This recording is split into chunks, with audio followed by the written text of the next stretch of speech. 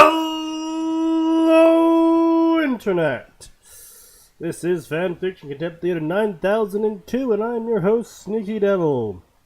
Of course, today we have Atin joining us, and no Max, because Max is a bitch. Or he's just, doing something else. Well, then he gets called whatever I feel like. Because he can't defend himself.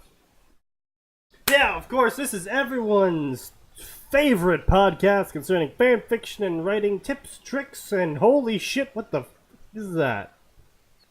Oh, by the way, so will we have anything Jesus-themed, given that it's No. Good Friday? You know what, I was actually kind of disappointed that it was Good Friday today, because normally I would trade a lot on Friday.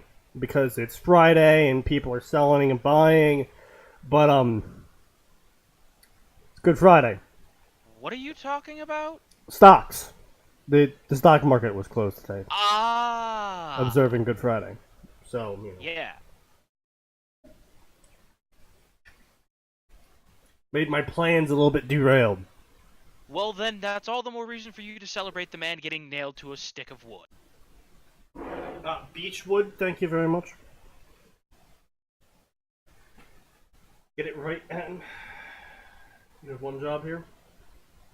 I do? No. Having a job would imply you're being paid. Which doesn't happen. No, because no one donates to us. No. So, Give anyway, us money! let us begin today's excitement with, I guess we'll just cover more Harry Potter shit today, since, Max is typically quiet as shit. We closed with Harry Potter. I don't Did we? mind if we do. Yeah. I'm almost certain we closed with Harry Potter. Oh, We? no. Wait. Maybe.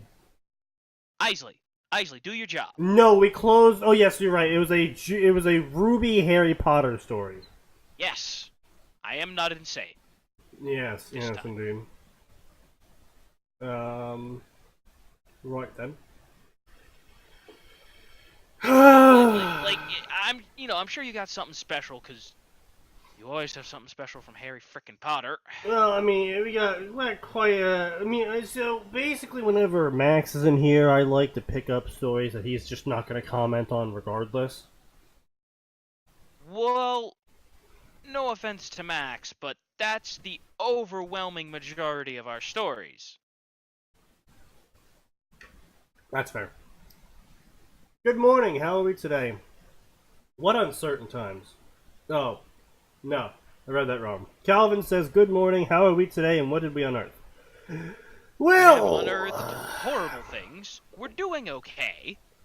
Yes, as always, we have unearthed terrible, horrendous things that would make you stop and ask, why, God, why, please, stop, no, why?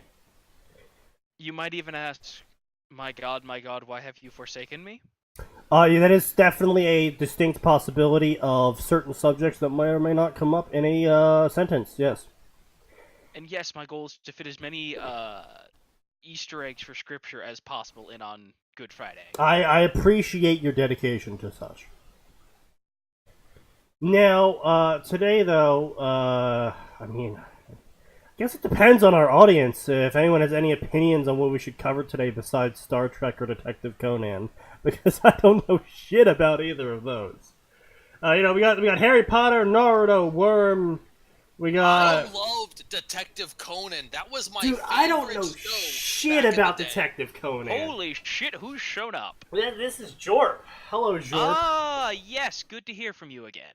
Yeah, Detective Conan was one of the greatest shows, and I was so mad because they never finished it on the... I don't know if the Japanese finished. I don't read fucking Japanese. But the English version, they never finished it. They just canceled it. I never knew what happened to Conan. Did he turn back into an adult? Did he grow up again? It's a mystery.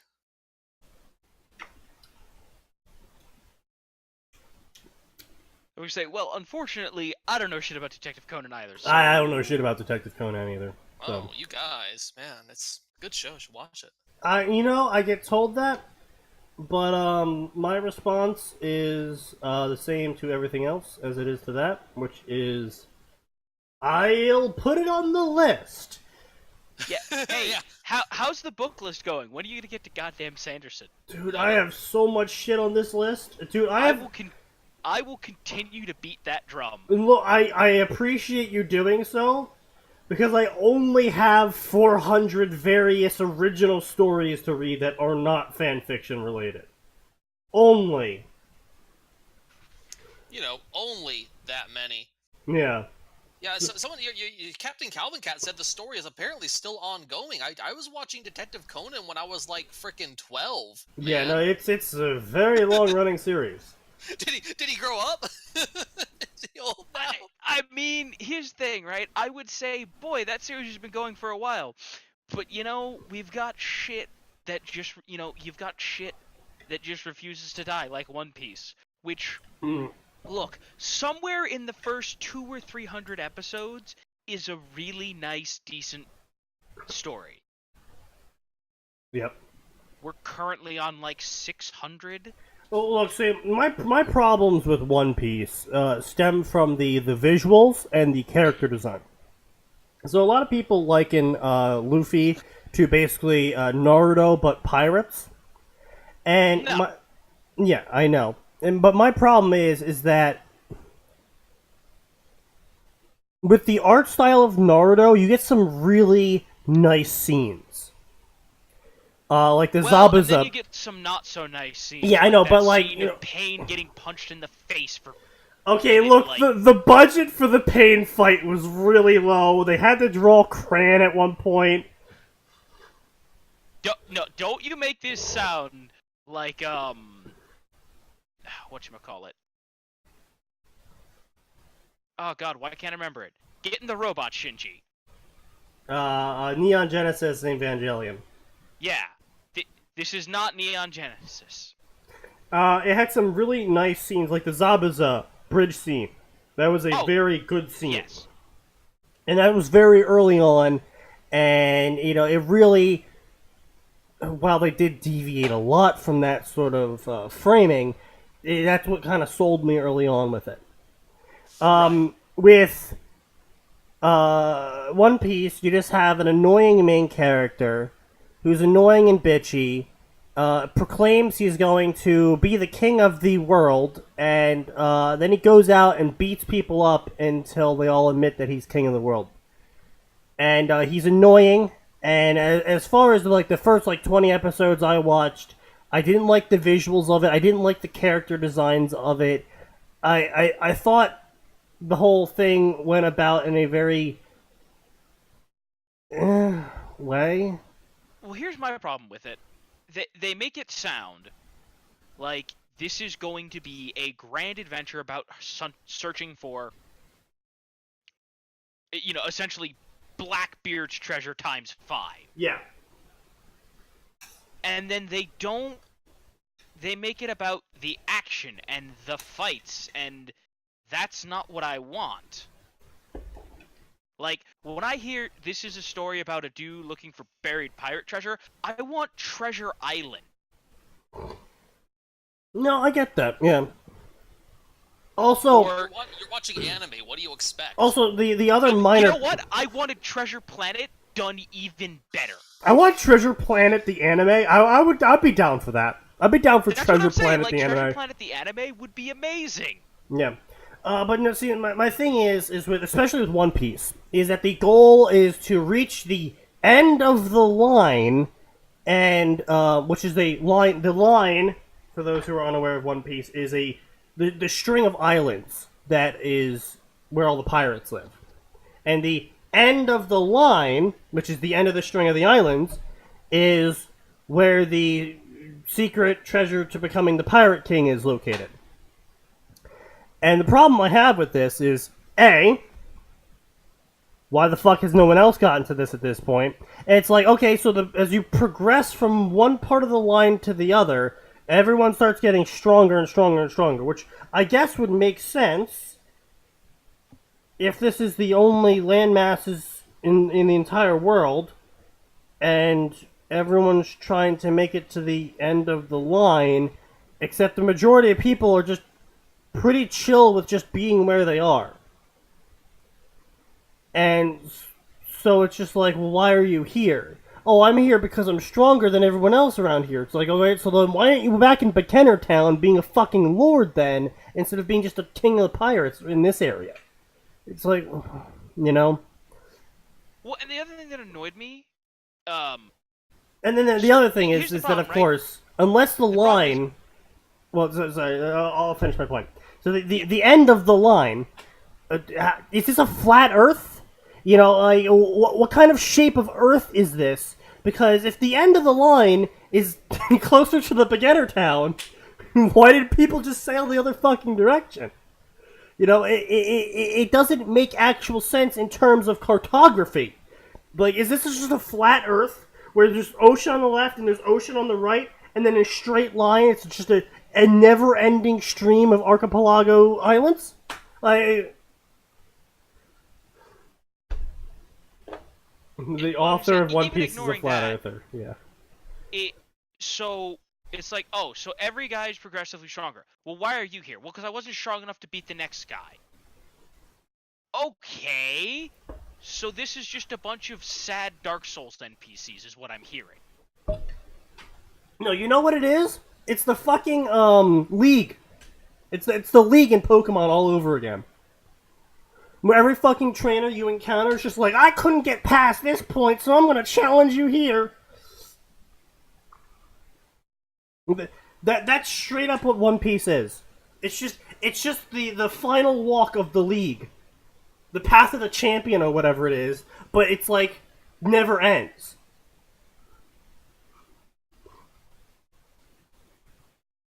The author. Alright, so the first fic we're going to start with today is called The Rogue. It's a Fear Ruby crossover. I'm sure we'll be getting through this quite quickly. I don't mind that. Just saying, I don't know how much I'll be able to contribute. Never played the Fear. I know they're amazing games, just never played them. I'm 50-50 when it comes to the Fear games. Like, if you enjoy playing FPSs and you want some of that BioShock 1 goodness, but just more FPS-y and less RPG-y in terms of, like, power sets, Fear's a game to play. If you don't like BioShock or Silent Hill or linear FPSs, don't play Fear. Yeah, Fear is like if BioShock and Half-Life had a baby, but the baby came out with Down syndrome. Oh. Yes, basically.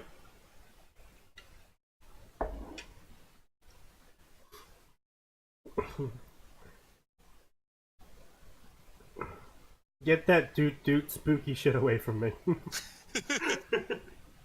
So, the problem I've seen with Fear, in terms of fanfiction of it, is the story of Fear is very linear. Very linear. And part of the story of Fear is the framing of it in terms of sequence of events. If A didn't happen, B wouldn't happen.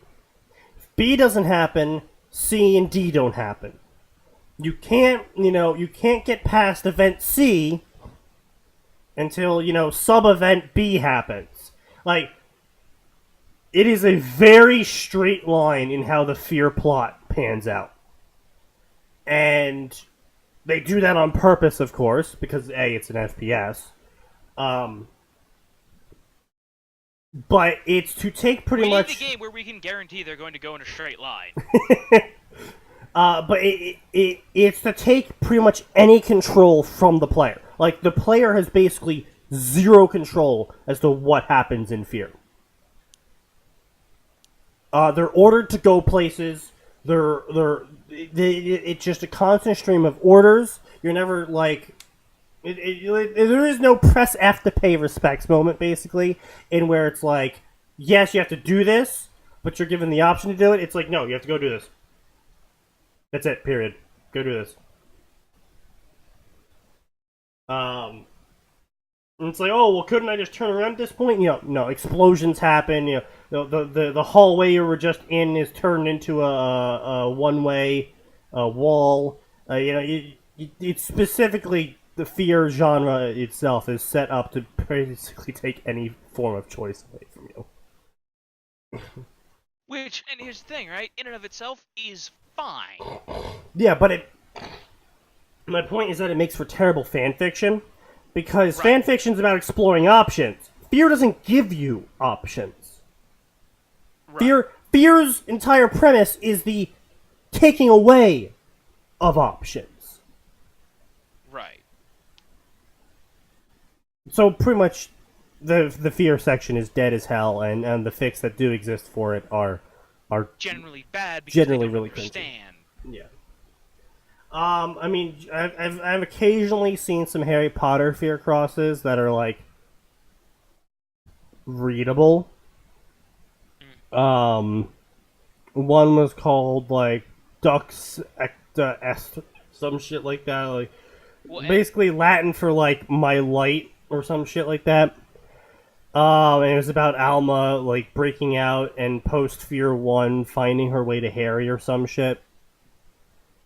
The whole premise was stupid. The writing was okay, but the premise itself was stupid and the story's dead. I'm very confused by things like that existing. Which things? Like Harry Potter fear crosses or just fear fanfic in general? Look, if you can think it, you can fuck it. I'm going to say, that's actually something I was about to say. So, yeah, fear in general. I don't know if yeah. we've had this particular rant with Jorp here, but Probably not. don't, before you sit down and write a story, for God's sake, sit down and actually think about, if you do this, how will this affect your story, and will this story be interesting? It's actually a problem that Because affects we've talked fanfic more than normal. Like, this is an idea that applies to both normal fictions and original fiction and fan fiction, because otherwise you end up in a situation like Aragon's actually a really good example of this, in that Christopher, when he wrote Aragon, he kept building up Galbatorix so much to be such a big imposing villain. Then when it actually came time to fight Galbatorix, he was like, oh shit, the hero can't defeat him. I made him too strong. Because like he kept building him up. Oh, why doesn't X happen? Oh, because Galbatorix does Y. And it's like, oh, okay. But then when it came time for the hero to fight Galbatorix, it's just like, he can't. He physically could not win. And, then he like threw out some whole bullshit. And it's just like, I affected his emotions, not his body, so that took no energy, and then he felt so bad he committed seppuku. What? And I know we've talked about that before. That Right. actually annoys me because it was done so poorly, and there are much better examples of that. Like, and I've brought this up before, but the time when the Joker made himself sane and went, Jesus Christ, I'm the worst person ever. Is that how Aragon ended? Yes. Yes. That's how the big bad was defeated, because he made the big bad think about all the bad things he's done from those people's perspective, and he was like, "Oh, I'm Hitler, kill self." Yeah. Wow. I only read like part of the first book, and it was so bad that I just put it down. And then I saw the movie with Jeremy Irons. And Oh it was god, so the bad movie that was okay, so no. fun. Oh my god. This is a story I like to tell. So, the Aragon movie came out. The author's daughter hated the movie. Yeah, well, so that's the thing, right? So, my brother and I hadn't read any of Aragon. But one of the things we'd done was we'd seen all the Lord of the Rings movies with my father and my grandfather. And so we were like, oh, well, maybe this will be something else, another movie we can all go to. So we went to the first one with our dad. Now, at the time, my brother and I, we weren't like, super great critics or whatever, and we hadn't read the book, but that movie was so bad, we were like, that cannot be what the hype is about. Because if that's what the hype is about, everybody's fucking dumb. Well, surprise, everybody's fucking dumb, apparently. Okay, no, look. Going back as like a 20-year-old or a 30-year-old and reading the Aragon series, you're gonna be like, this is meh. This is like generic fantasy at best. Back when it was released as a, oh shit, what year was that? 2007, 2006. No, earlier than that. Because I was like in middle school when Aragon came out. Aragon came out in. Jesus Christ! Holy shit! 2001. 2001. 2001. Yeah, Self-published. I was in middle school. And then it was republished and re-edited in 2003. That's the official edition. So basically, it was self-published in 2001, and then a Carl Hyacin found the book and was like, "Hey man, if you make some of these edits, I'm gonna show you. We're gonna publish you." And so he did those edits, and then they published him as like the Aragon cover everyone knows. Right. It is. I give it a 6 out of 10 in terms of series. For the target audience, I give it like an 8 out of 10. In general, I give it like a 5 or a 6 out of 10. Yeah, I was gonna say there was a series that I read that was kind of coming out at the same time as Aragon, The Ranger's Apprentice. Yes. Did you ever read any of those? Either of you? Yeah, I read the No. first one. I mean, that's a shame. It was actually pretty good. I started reading it because at Well, that time... the problem was my library only carried the first book. Yeah, see, I started reading it because I was, like, super big... I was on a big trip for, like, Lord of the Rings lore, and I was like, the Rangers are just some of the coolest people ever. And I was like, oh, this guy seems to have thought the same thing and decided to write a book about it. Because it's basically about, like, Gondorian Rangers, like, in terms of skill set and what they do. Okay. See, I was into the Seventh Tower series when I was growing up by Garth Nix. That was my shit. That was okay. Never heard of the one you talk about. I did realize though. I'll put a picture up in your Discord. Apparently, Christopher Paolini is a fucking Chad now. Oh, boy, is he? Yeah, I put the picture up in your Discord. Oh, wow. Which section? I don't know. He That's a very beta face. I don't know. Dude looks like he's kind of buffed out. He's like, I was. No, you know what it is? Now I'm No. Galvatore. You know what it is? That's a very beta face, but that's a very Chad smile of "I fucked your wife." Yeah, no, and he's got kind of the body. I can't tell if that's like fat or if it's like he's secretly like buff I as was gonna say, shit. It's I was gonna say, if size. That's what it is. Fat, I was gonna say, if that's fat, then that is an extraordinarily well-tailored shirt, is what I'll say. Yeah, here's another Which one. it Here's doesn't another. appear to be. Yes, that is okay. There we go. That's a lot better. That angling is a lot better. That face looks a lot less beta. But dude's got a mile of forehead. That's where he keeps all of his extra brain. But back to my point is that Chris here did not think about the ending of his story, In the slightest. and so now that you've seen a published book fail at this, it's something I would encourage everyone to do. It's if you don't know how the story is going to end, but you're actually invested in the idea, write a one-shot. That's it. It doesn't need to be finished. It doesn't need to get to the middle. It doesn't need to get to the climax. All the one-shot has to do is do whatever scene your brain thought up, because that's the glorious part about writing one-shots, is it improves your writing ability little bit by little bit, but it still lets you write the neat little scenes that your brain thought up. I would say, that's why lots of authors do short stories and novellas, because, like, it's like, this is a really cool idea, but I can't, I personally can't write a whole book out of this. Yeah. I mean, not everyone can be, was it Brandon Sanderson who wrote the Pokemon Roban Legion fic? Is it Pratchett or Sanderson? Wait, hold on, what the fuck are you talking about? Okay, so it was either Pratchett or Sanderson that took a bet to write 2 lame ideas into an actual published series. And the ideas they were given was a lost Roman legion and Pokemon. Of like shit that just does not go together, because one of their point was that you can take, if you are a good writer, you can take shit ideas and write a good story from it. I'm pretty sure they made a video game about that. They made a book series about it. they made a lot of money off of it.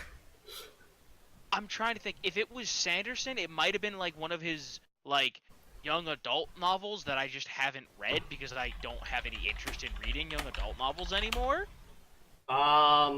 Codex Alarum. Oh, sorry, Jim Butcher. My apologies. Oh, okay. It was Jim Butcher. Gotcha.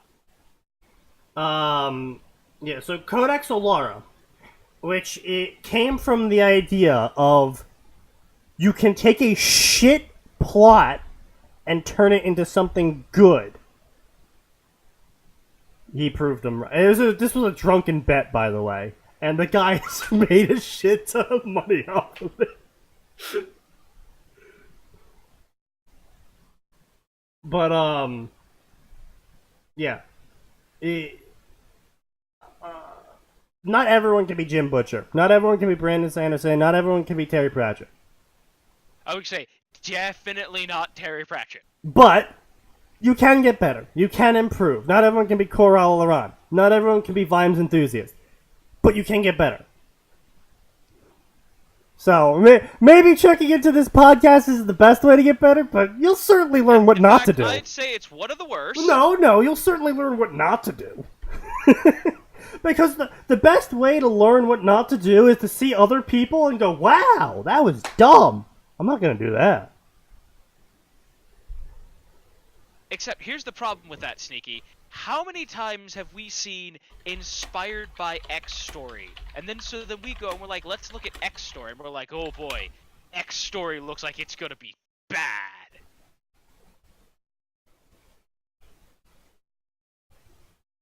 Okay, no. He teaches a writing class, but... Who does? Brandon Sanderson writes teaches a creative writing class for free on YouTube.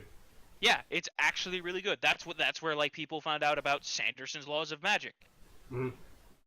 So anyway, let's get on with the fanfic. I'm sure you were all eagerly anticipating this. So as per Twitch guidelines, I am required to remind you all at no point in time are you to contact or otherwise communicate with the author in any form or fashion. That includes smoke signals. We had someone a week ago, just don't do it. Also, you know how hard it is to translate smoke signals in this day and age? Very hard. Now, I'll admit, we were impressed by the effort, but it's still a no. Also, he has a free podcast on writing as well. That's great. More people should check him out. More people should listen to these successful authors that aren't named Stephanie Meyer on how to write fan fiction. More people need to not listen to J.K. Rowling on how to write fiction in general. Okay, no, I will say this. Luckily, J.K. Rowling's gone so far that I think more and more people are starting to go, I think she might not be as good of an author as I thought. Fair. Now, granted, it took quite a few years and a lot of "you, the reader, were gay all along" tweets. But we got there. The Rogue. I'm gonna need my tube for this. After facing horrors and revelations that turned his world upside down, the point man, because I can't think of a fucking name for the main character, fled from everything he had known while being hunted by the remnants of Amcham. Followed by a powerful and sinister force beyond comprehension, he takes asylum in a place that he will learn to fight for a better cause. But like, can for he crying save out loud, his new allies naming from him a past first name that McLast cannot name would die? have literally been better. Okay, so my problem here is it says AU, which likely means that this is a Rubyverse AU of the Fear games.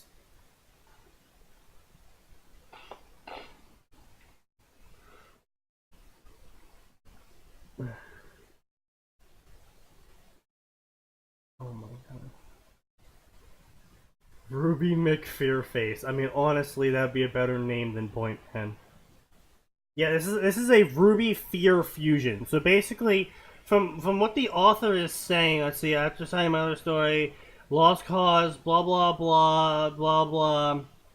You won't be expecting the character development here. All right, so yeah, basically, from what it looks like, from how the author phrased his wording, this looks to be a Fear Ruby hybrid fusion, in which ArmCham is a company that exists in the Rubyverse, and everything that happened in the Rubyverse all along. Which I guess that means Alma's semblance is her psychic horrors? I like that this thing starts off with a quote from famous Indian philosopher Jiddu Krishnamurti. Does he have any relation to the Fear franchise or Ruby, or is that just out of left field? That's just pretentious authors being pretentious. I love it. I love it. Don't get me wrong. I've seen some really good stories. And Saint Infernal Neos does this, but I think he does it ironically, like he does a lot of his fanfics. But I've seen some very good stories, even an Undertale story, that started off the story with, like, the textbook definition of the title word. Like the Undertale story I'm referencing, Megalomaniac. The initial paragraph was the textbook definition, you know, like noun, adverb, etc., of what megalomaniac meant. From like Webster's dictionary. That's good. That's like all these people who put like a Nietzsche quote at the front of their fanfic or something. You know? But the thing is that it's pretentious as hell. But if you back it up with good writing, it makes the quote. The quote makes the story better. Right. But if you like start off with the pretentious quote and then go straight into shit to your writing, the quote makes your story look worse. Well, and you see, here's the biggest problem with that quote. It basically runs counter to everything you do. Everything you do in the Fear games is not about trying to understand her, or help her, or control her. It is about getting as far a fucking away from her as you possibly can. Basically, yeah. Like, I only played the first... I only saw people play some of the first one. Pedro makes a good point. Is the ArmCham labs would be massive grim hazards because of the horrendous, soul-crushing experiments they do on a daily basis to see if they can unlock the psychic potential of people. That sounds like my kind of workplace. You know, there may be a position for you with the Inquisition.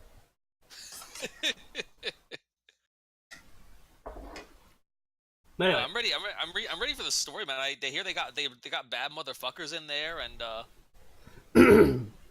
what is needed, rather than running away, or controlling, or suppressing, or any other resistance, is understanding fear.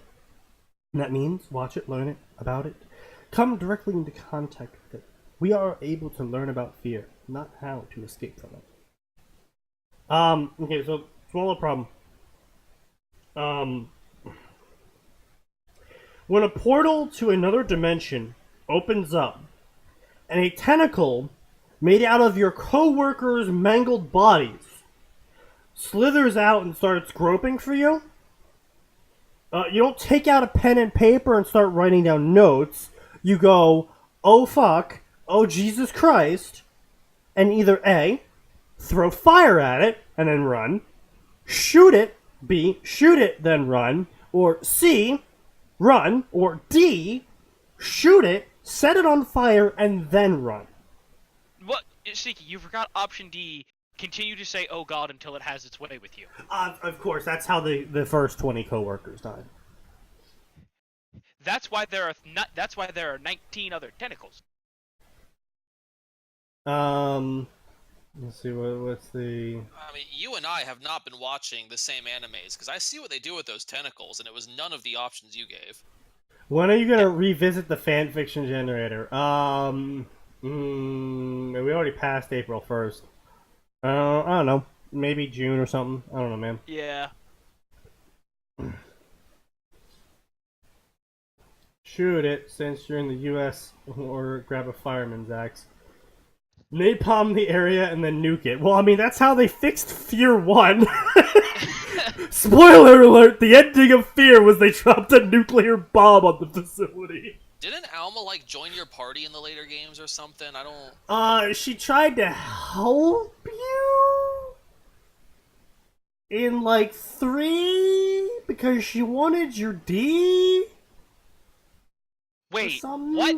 Yeah, it was like in the 3rd one, you were like a clone of the guy from the 1st one or something, and they like... No, but that doesn't answer the question of why the... I guess she's a teenager at that point? Yeah, she's a teenager at that point slash older woman. I thought she was a ghost, what? No, so Alma is actually the daughter of the CEO that got tortured and experimented on because she had psychic powers.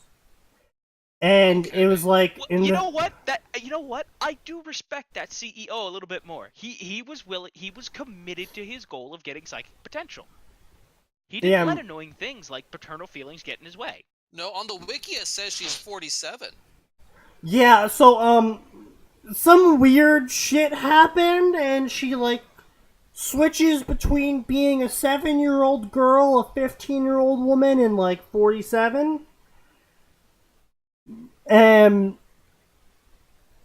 She also had kids. No, she also had kids, and they like raped her and took her kids away. And then they also tried to make clones out of like combinations of the Point Man DNA and her DNA. And basically, so I think that it's been almost a decade since I've played Fear 3, basically. And it was like Fear 3 is you're a clone of the original Point Man, but you don't know this. But when they went to go activate your psychic potential, that like pings Alma, and Alma's like, "Oh, the D is back," and starts just murdering a shit ton of people, and then stuff starts trying to kill her, and then you have to like both save Alma from the shit she pulled. But it got weird. Okay, it was weird. Yeah, sounds like it. Sneaky, that's not how that works. I said 47-year-old woman.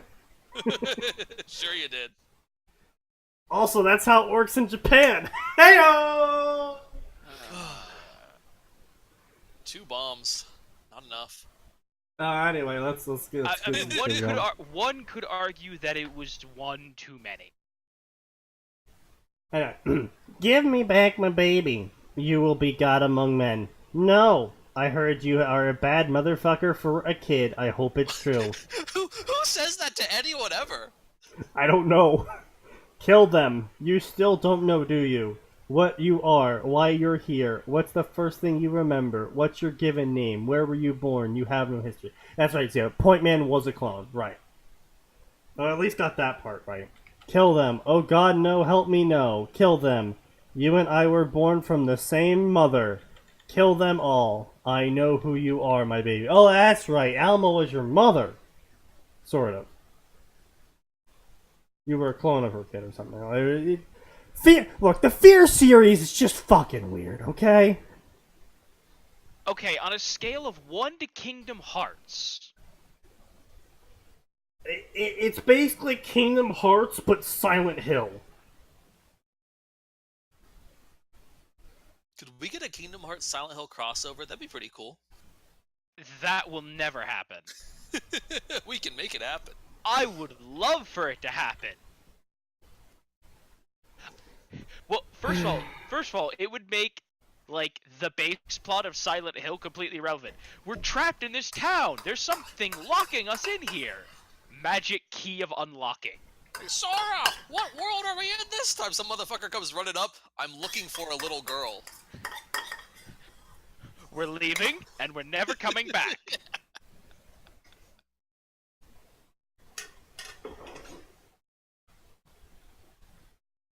Hey kid, wanna buy a lolly? Oh dear. And clicked.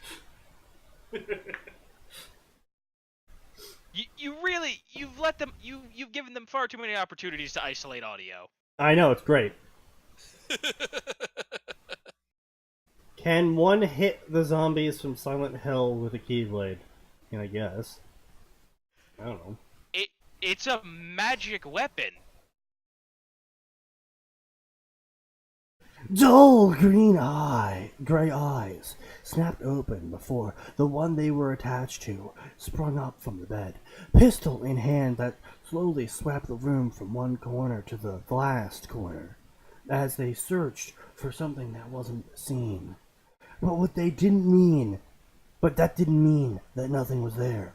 Not to him. Not anymore. When he was satisfied that nothing was within his line of sight, he lowered the sidearm and flicked the safety on before getting out of the bed, making his way over to the connected bathroom of the small motel room and flicking the light on. Wrong tenses. Blinking away the brightness a moment. What? Blinking away the brightness a moment? What? Yeah, if you blink enough times, you'll turn the light off. It's brand new technology. Oh, I didn't know they had facial recognition on light bulbs. Yeah, it's got the Amazon Basics package. I would say it's called the blinker. Blink on, blink off. Blink on, blink off. Originally designed for quadriplegics, it's now gone into standard use. Here's the thing, that would actually be a good product for quadriplegics, but here's the problem with it. Amazon tracks when you're blinking. Don't they usually go over at least once before posting it? No, Vision. You'll find that people rarely ever read it. So the basic advice, the most generic advice I can ever give someone when they're going to go post a chapter of anything on their blog, on their fanfiction account, on their Tumblr or whatever. Give it a couple hours. If it's fanfiction, give it a day. Sit on it. Wait on it. Go. Do I really need to post this? And then go for it. Read it over again. Is this the best way I could phrase these things? Because I see so many people. I'm pretty sure Jorp can, commiserate with me in this, is that people will just post shit and you're just like, Jesus Christ, my dude. Did you even take a second to think about what you just said the way you said it? Oh, every day, but I've come to the realization that it creates an ecosystem where everybody gets to eat, because if they didn't do it, we'd run out of food. That's fair enough. So I thank them. I thank them for the fact that their mothers drank during pregnancy. Woo! That's a spicy meatball. Thing is, this fanfic is around 90k words. Yeah, 97k words. Yeah, no, you would think that if someone is dedicating this much time to this sort of project, that they would go, hold on a second. Is this a sentence? Insert the fucking butterfly meme. Is this a butterfly? Is this a sentence? Is this proper narrative structure? Because it's just like, when you don't read it out loud, when you don't give it time after you write it, your brain will look at the words that you have written and connect it to the thoughts you have. And that's all well and good for you. But this isn't for you. This is for everyone else. So if you want to properly either convey your idea or convey a scene properly, or you want a certain pacing to happen in your stories, you gotta pause, take a break, step back, come back to it later, read it out loud. And when you read it out loud, this is not a foolproof method. And just like condoms, only 97% of the time it'll work. The other 3% of the time, your brother was an asshole. But almost always it will work. You will catch the errors that are there, because when you give enough distance between yourself and what you have written, you will come back to it and you will go, hold on a second, there is a mistake here. That is important. Because actually, it's actually kind of funny, because Sorry, Yeah. go ahead. I was gonna say it's kind of funny because one of the rules of posting on fanfiction.net, it's the most unenforced rule I have ever seen in my life, and I've seen some pretty unfucking enforced rules.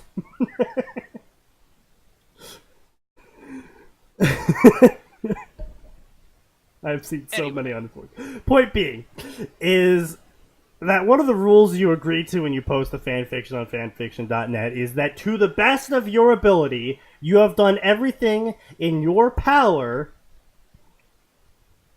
to edit a story to be properly spelled and grammatically correct and all of that fun stuff. The most unenforced rule in existence on fanfiction.net. Right next to the child pedophilia. But, you know... Well, here's the problem with the first rule. It's really hard, like, because here's the thing, realistically. All they can do is say, is this your best effort? And then some guy can just go, yeah, that's my best, even if it's very clear that it's not. I know, but that's like... That's like my point, though, is like, that's why it's funny. Is because it's such an unenforceable rule, but you would hope that people follow the spirit of the rule, and that they're going to actually try to the best of their ability to properly write. But, you know, you would hope.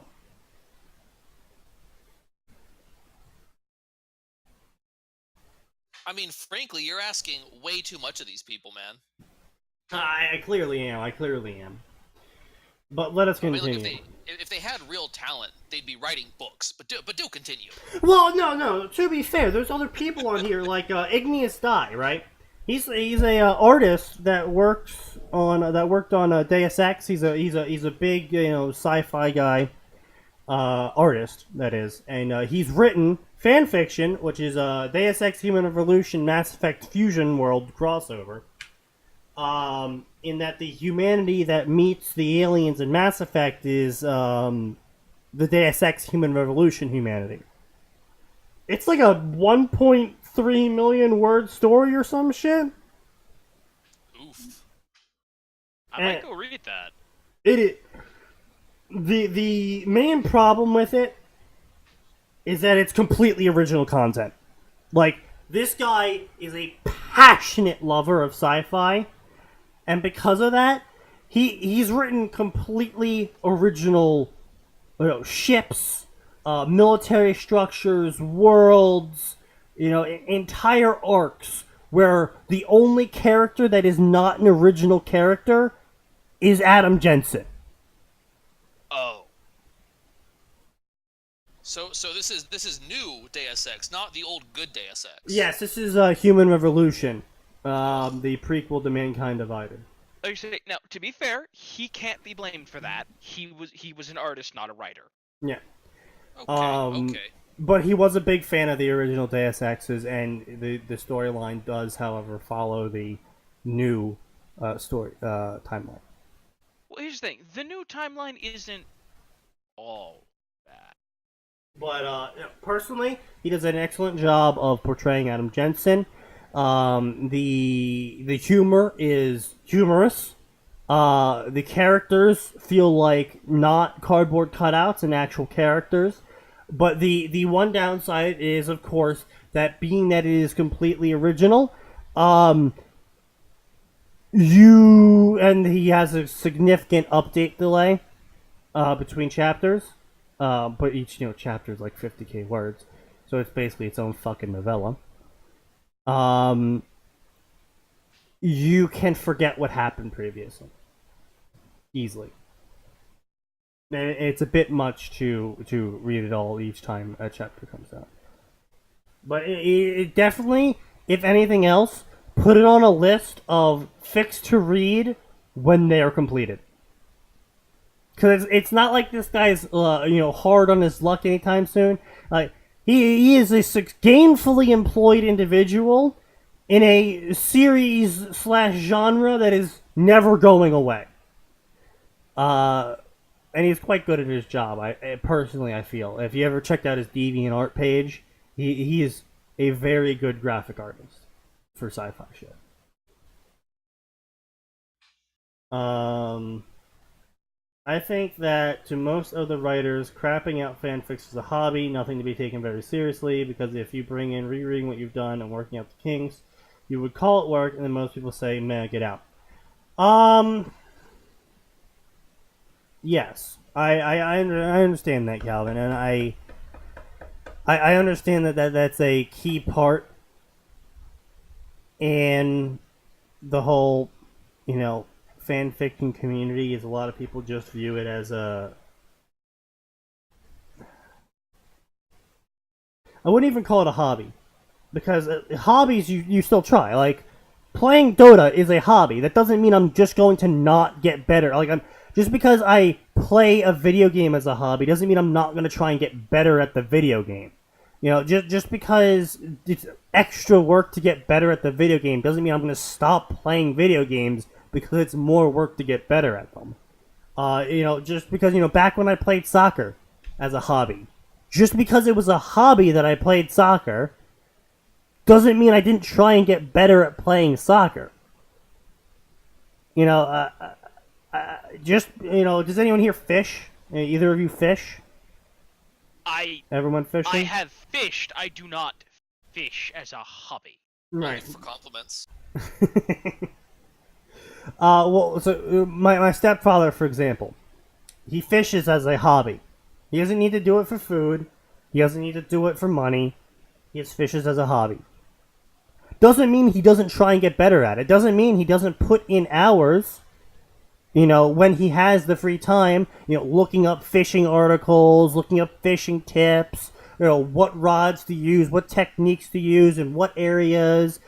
Sometimes he'll spend like a week scouting out a new place to go fishing at that he hasn't been near before, and tries to look up the information about that area, like where to go to find the best fish, what rods to use, what lures to use. Like, just because it's a hobby doesn't mean you can't put the time in to get better at the hobby.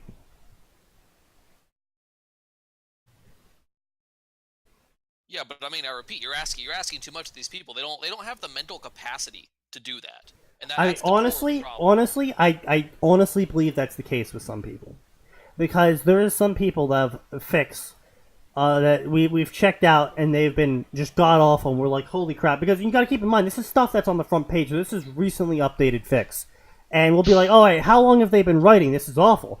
And that one guy, that's the worst. The one guy that was writing for 15 years, and not even like, oh, he updated once every month, like consistently writing multi-million word stories for 15 years straight, and his stuff was as bad as when he first started. So he spent 15 years. Remember that Chris Chan has been consistently able to get a webcam and put his face on the internet, so anyone can fucking do it. Yeah, I know. A dude's 1.7 million word fic about Mass Effect Day 6. Oh yeah. It's a good story. But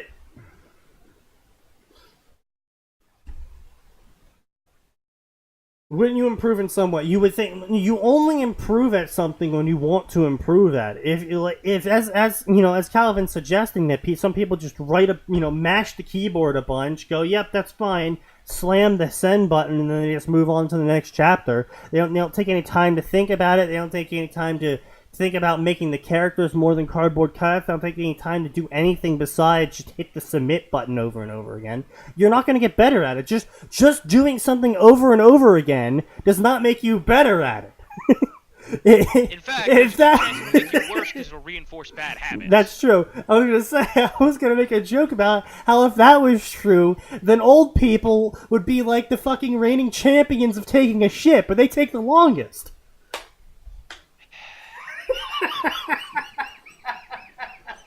There are times I think you are going to make a good salient point, and you do.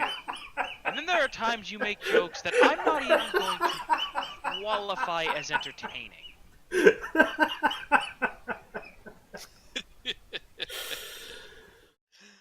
Sometimes I just do that just to spite you. I constipated my laugh as long as I could in solidarity with the old people. At least you try.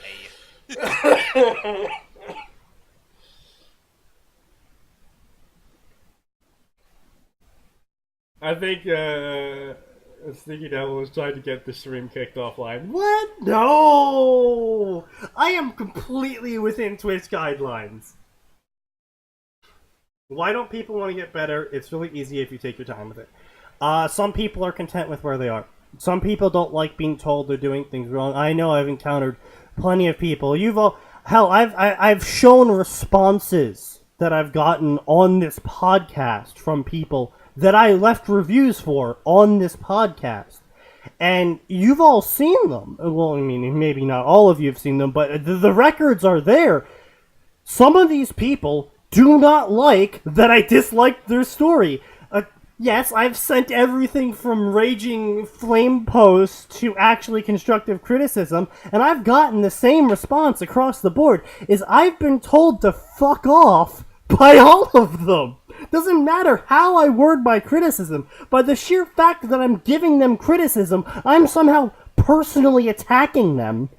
Well, here's the thing, man. People inherently are impatient, and they latch onto a hobby or an idea or something to do, and they want to immediately be good at it. If they're not, they'll typically give it up, or if they don't have validation, they'll give it up. But a lot of people just assume that they're either good enough to do it, but they don't ever want to actually, like you were saying before, they don't want to work to improve. They don't want to, take time to learn new concepts or ideas. They just want to do something and do it as well as they can, or give it up. There's no room for learning. That takes time, that takes effort, that takes mental capacity that they don't possess. And you find that all the time with people in every field. No, that's true. That's completely true. Well, it's like an example.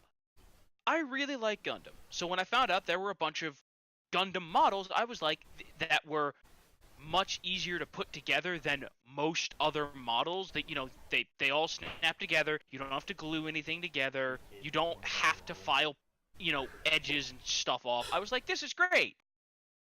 And I still take so long to do them. A, because I want to do them well. And B, turns out not having depth perception makes cutting little bits of plastic apart real fucking tough. Are you missing an eye? No, but my eyes do not work together. Oof, so sorry. It's from brain damage when I was... He's got the brain damage. But, Better watch your head, buddy. Yes. Calvin says, most people's responses to criticism like that is there's more to life outside of writing fanfics. And this is the final point before we move on with this fanfic, or just skip over it entirely. But, well, I mean, we've spent an hour at this point on this. But, yes, you are correct. There is more to life than writing fanfics. Such as writing games, writing movie plots, writing book plots, writing speeches, writing manuals, writing guides, running your own blog reviewing things. There is a lot of things that use writing, and being generally better at writing will help you get your point across more. Like, for example, Coral Laurent. He is a guy who spent 10 to 15 years in the magazine industry as a writer and then an editor, and now he's like the head editor or something like that at a British company. And when he started writing fan fiction, a lot of that skill transferred over. Now, unfortunately, that's not all good points. Magazine writing is quite different from fan fiction writing and quite different from original fiction writing. And he knew that. So he actively tried to get better at it. And if you look at some of his more recent stories that are less esoteric, they're good. They're enjoyable. He's got the pacing down for the genre of the story. The characters are actually rounded out, unlike the Ruby characters of canon. And they're good reads. They're not great reads. They're not like you critically acclaimed, this is the best thing I've ever seen, unlike what some people might say. But they're good reads. They are things that I would, in fact, recommend to other people. But the key part there is, and how he progressed so quickly in terms of skill, is that he has a lot of skill from a different genre of writing that he brought over, quickly learned on what do and what not to do, and then continued from there, because he wrote every single day at one point. Like, he was getting paid a lot of money just to keep writing every single day, like his real fucking job. But he kept getting better. because he wanted to. He wanted to improve himself to a point where he could write his own original story. And I'm not saying that everyone has to do that. All I'm saying... I'm saying that. Well, you're saying that. All I'm saying is that your skills, when it came to your hobby at writing fanfiction, can be applied elsewhere. The author of a erotica Asari fanfiction got hired onto Mass Effect Andromeda. It happens. Not a good example of quality, though. No, it's not a good example. Her fanfiction is shit too. But that's the thing, is you don't know what writing fanfiction might do for you. It might go nowhere for you. You might be one of the hundreds of people where writing fanfiction never ever helped you in life. You might be that one person that writing fanfiction landed you a multi-million-dollar movie deal and became one of the best-selling books for women on the New York Times list. 50 Shades of Grey. You don't know. And until your writing gets better, you might never know. Something that might be a hobby now, something that might be something you just do in your free time occasionally on every Thursday or whatever, might turn out, friggin' some publisher out there might really like this genre, and they were looking around and they found your story and they're like, wow, if they change, this bit and this bit and that bit, they could have their own book deal. That might happen to you. It might not. It might happen to you, though. So, just because it's fanfiction doesn't mean you shouldn't try and get better at writing. Because there's so much more that goes into writing fanfiction than just putting words down on a page. Communicating your ideas. Elucidating the feelings you want to invoke in people. Those are skills that can go far in a lot more than just writing fanfiction. All I'm saying, it doesn't hurt to get better.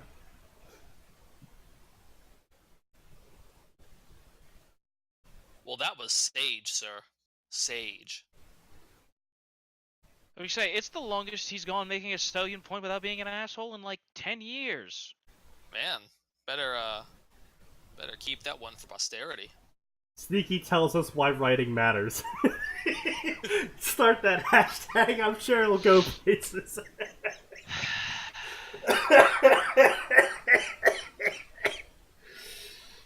Well, don't die on us there. No promises. Don't worry. He's been in the process of dying for several years. Alright, well, let's get back to the shitty fanfiction we've barely even started. Let's just do a different one. You know what? We've spent enough time with this on the screen.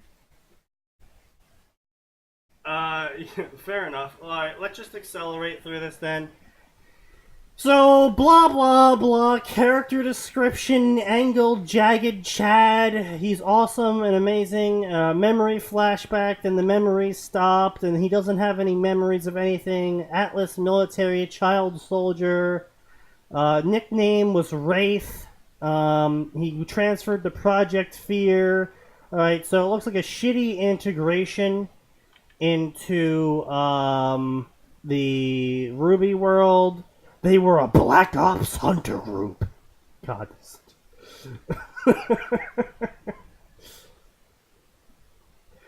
Tell us how you really feel. The Armacham Technology Corporation, a branch of the Schnee Dust Corporation. What? What? Yeah. What? God, you can tell how desperate the author is to make his fusion relevant. A madman, blah blah blah, retelling the story of fear, blah blah blah, clone soldiers, because apparently we're just gonna skip over that. Blah blah blah blah, like the big part with fear. Also, I gotta say, if the next story isn't any better, I picked Mass Effect Andromeda up for $5. I'll probably go start playing that, because at least I'm gonna read bad fan fiction. at least I'll, do it with a decent gun. That's $5 more than you really should have spent, man. Yeah, you really should be paid $5 to play that game. Yeah, but here's the thing, right? I was like, I'm willing at this point, because first of all, I bought it from a resale shop, so EA doesn't get any money. And after all the updating they've done, I'm like, you know what? I'm gonna go ahead and look at it for myself and see just how shit this really is. And is it shit? I don't know. I haven't started it yet because I haven't been able. Shit. I haven't been able to bring myself to because I've had it. I've had it for probably about a week now. Was your and, face just too tired? You can't even anymore. Some got paid to write that goddamn dialogue. A fanfiction author, probably. It's okay. They're gonna shut BioWare down. Anthem's already a dead game. Oh my god. 70% popularity drop. Hey, at least it didn't fall off as hard as fucking Artifact. No, I don't think anything has fallen off as hard as Apex did. 90%. Yeah, 90% drop. You mean like Apex Legends? Yeah. Really? I didn't know that. 90% drop. I've never played it or anything. I don't know fuck all about Apex Legends, but Basically what happened is that they tried to buy people into playing the game, like, the big streamers. They were like, paying them to play the game for a bit. And then when the streamers stopped, they saw people stopped playing the game by like 90% or something. wow. Yeah, Apex flopped hard. I mean, it didn't help that they were like doing the shitty EA store practices of like $25 for an emblem. Well, I mean, it worked for Fortnite. Fortnite's got the fucking like big dick bucks right now. Well, first of all, Fortnite's not doing too well these days either.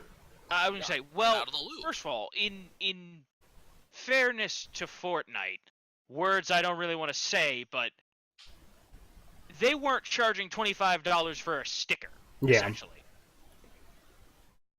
Like, credit where it's due, they weren't charging money for nonsense. What was the Borderlands-like game that was trying to compete against Overwatch? Oh, Battleborn?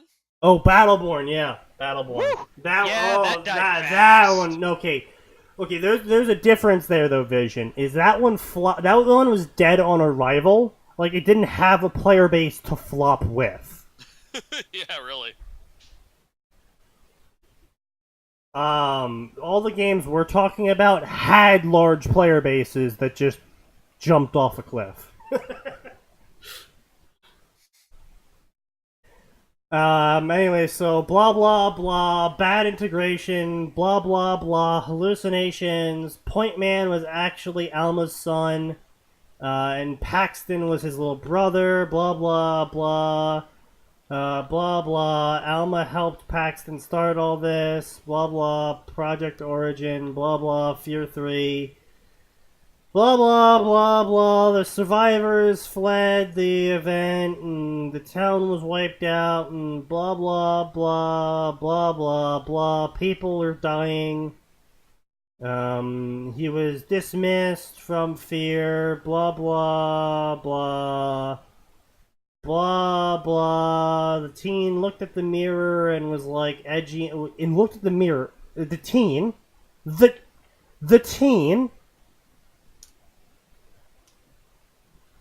Holy shit. The story sucks. So, in the games, Point Man is like 24-ish. The author shaved 10 years-ish off the main character's age, specifically so they could enter Beacon and get Ruby as their waifu. Well, how old is Ruby? 15? Oh god. Bear in mind, they did go out of their way in the story to be like, listen, she's entering at an incredibly young age. She is a prodigy. Yes. And the only reason she gets in is because she happened to stop a bank robbery. Yes. Or not a bank robbery. Basically, she stopped a gun store robbery. Yeah, more or less. But anyway, so blah blah blah, dismissed from Atlas military, blah blah, he became a freelance mercenary, blah blah blah blah blah blah. Everyone called him the Rogue. Alright, hold on, let me get my tube for this. This clearly needs a more epic sounding voice. Everyone called him the Rogue, a mercenary huntsman who had no affiliation and acted alone while succeeding without fail. 100% success record, 0 deaths.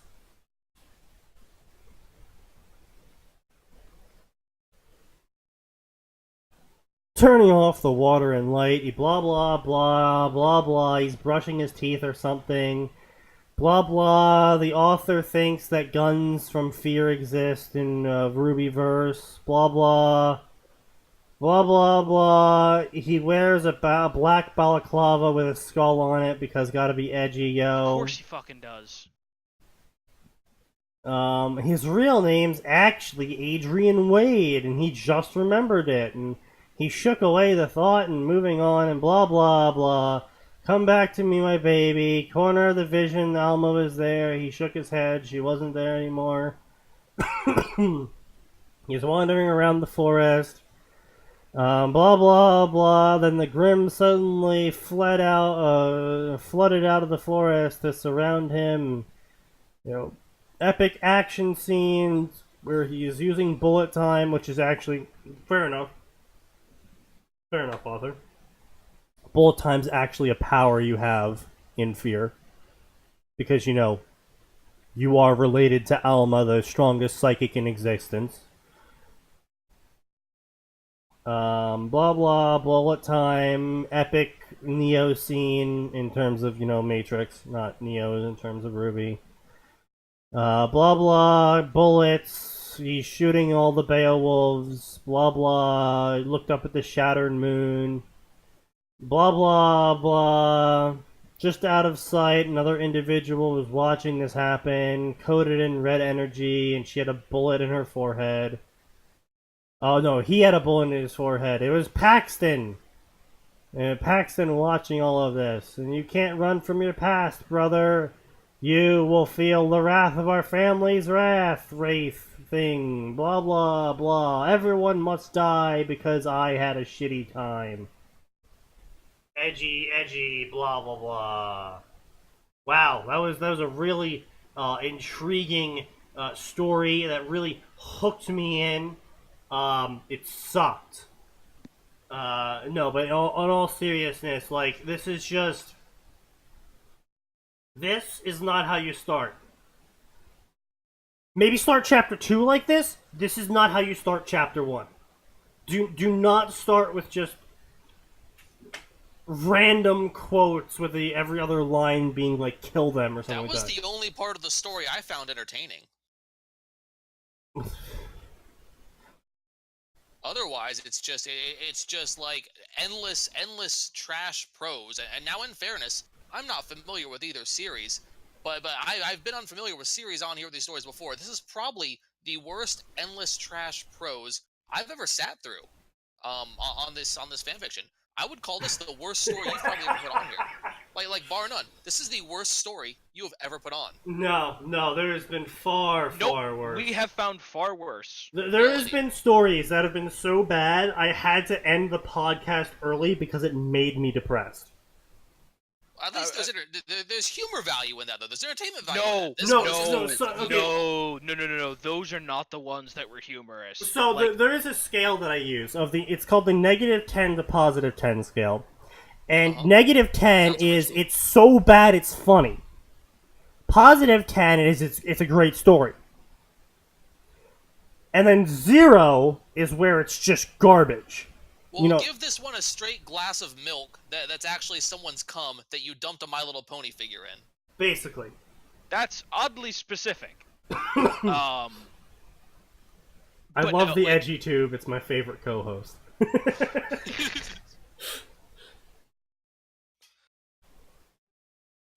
Positive 10 is a story we've never had on this podcast.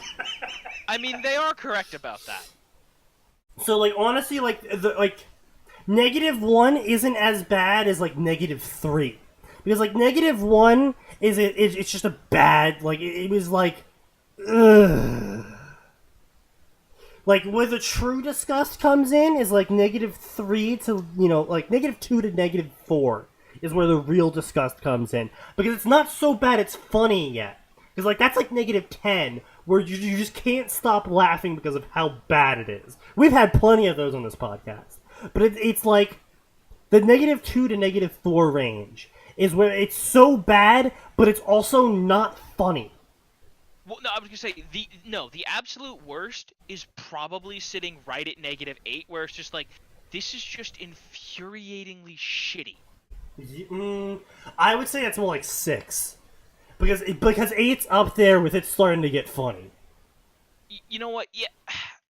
Yeah, okay, I'll give you that. But still, like, there is a very specific range where it's like, this is not entertaining in any way. This just makes us angry. Like when we read Harry Potter and the Thousand. Oh, Harry Potter and the King of Magic or whatever, where literally 90% of the chapter was how many titles and money that Harry inherited.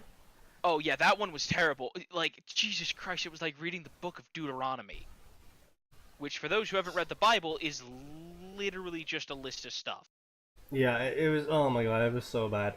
But you know, now that we've read this story, we can put this into the firmly covered fanfic section, and never come back to it. So, and now we got some more possibilities here. We got X over StarCraft. We got StarCraft. We got wait, you did Detective Conan. Oh wait, I don't know that one though. Damn. Okay. Detective Conan is the best. Yeah, this was a Detective Conan Magic Kaito crossover. The but fuck is a Magic Kaito? Is I don't know. Fly a Magic Kite? I hope so. Let's look it up. Magic Kaito. It's a phantom thief named Kaito Kid who... Okay. Looks like Sailor Moon. Oof. Alright, let's see. I Will Never Die, Chapter 1, Sailor Moon Ranma Cross. Ooh, do you guys want to do it? I mean, I'm always down for some gender bending. Oh, Jesus Christ. Okay, I mean... Oh, no! Oh, no! Oh, no! You got Tenchi Muyo, DBZ, Oh My Goddess. Oh, no! Oh, no! What's this one?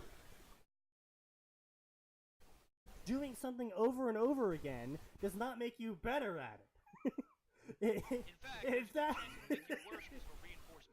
that's true. I was gonna make a joke about how if that was true, then old people would be like the fucking reigning champions of taking a shit. But boy, this is quite the clip. Thank you so much, Pedro, for these clips. Don't know. And until your writing gets better, you might never know.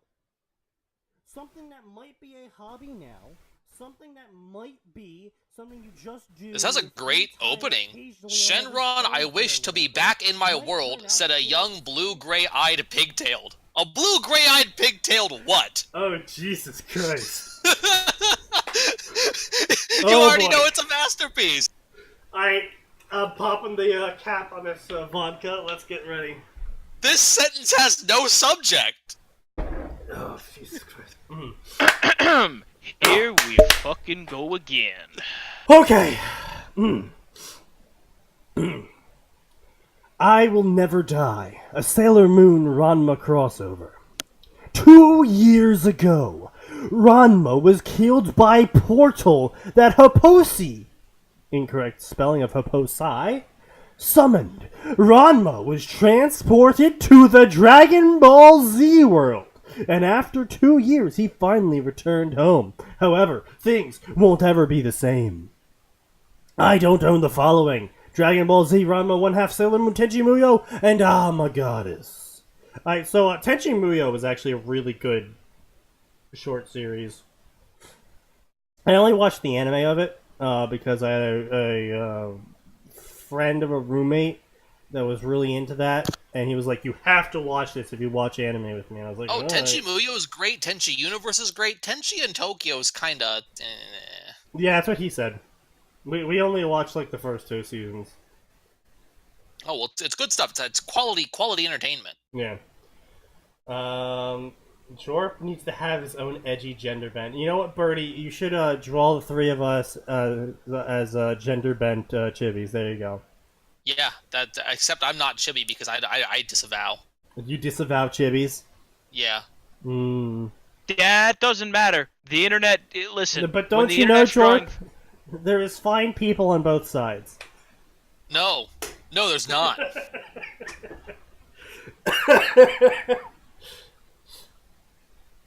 Edited by Korean Rad. Oh. Who's Cohenrad? Oh boy. I found Tim Cohenrad, who was an Australian basketball player.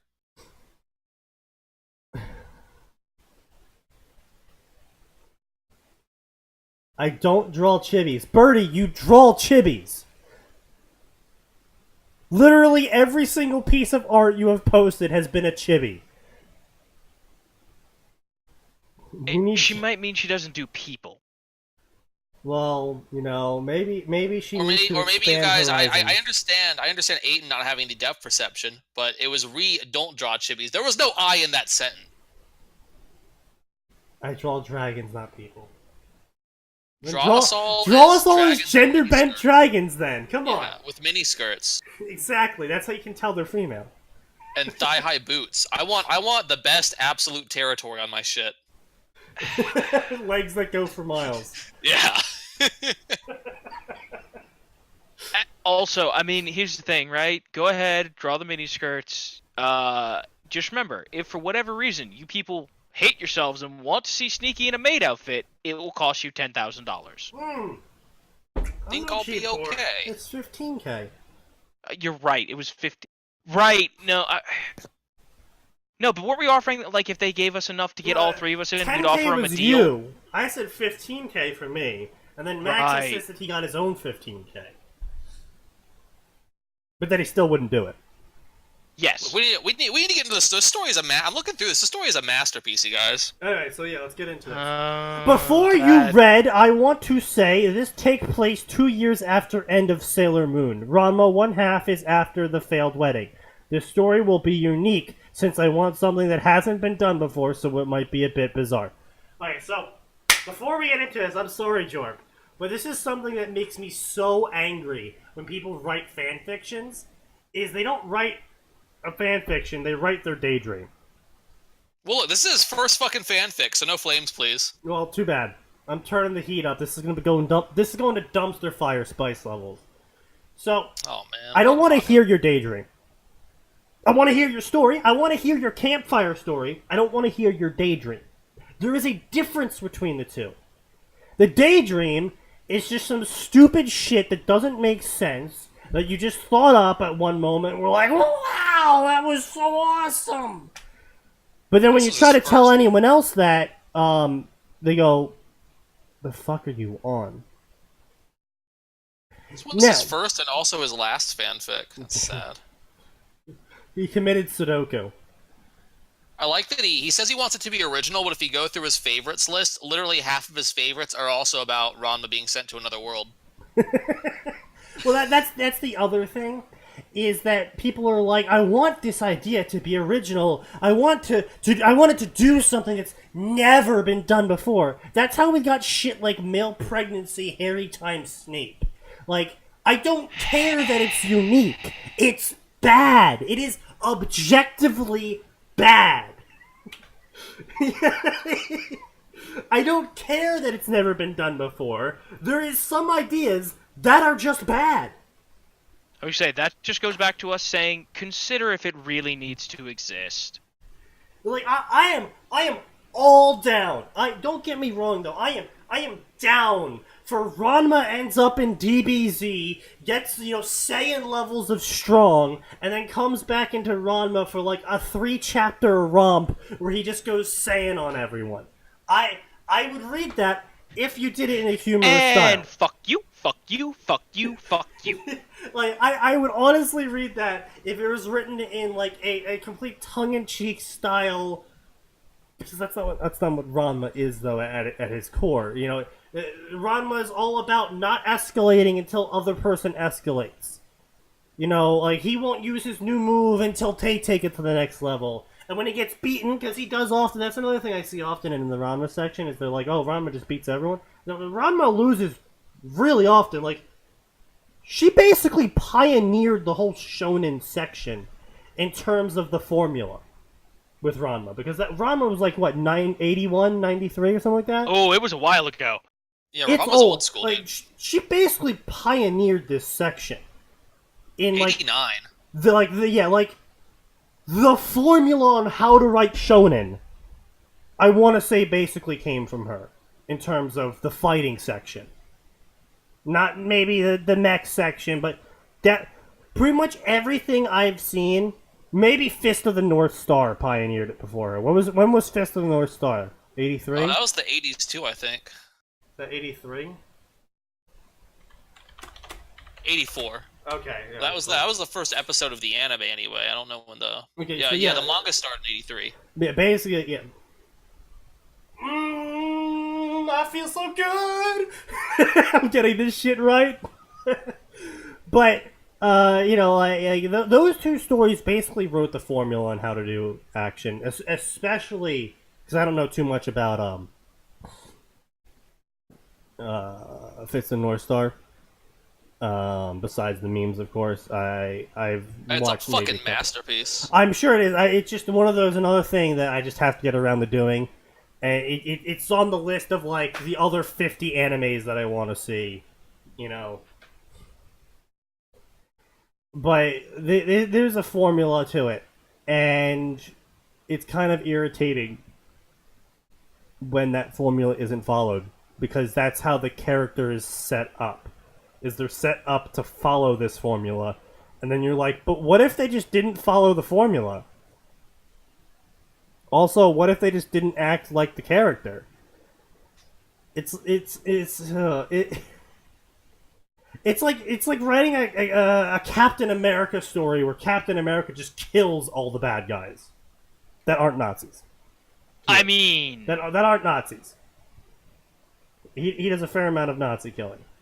But even then, I don't think he kills too many people that aren't Nazis.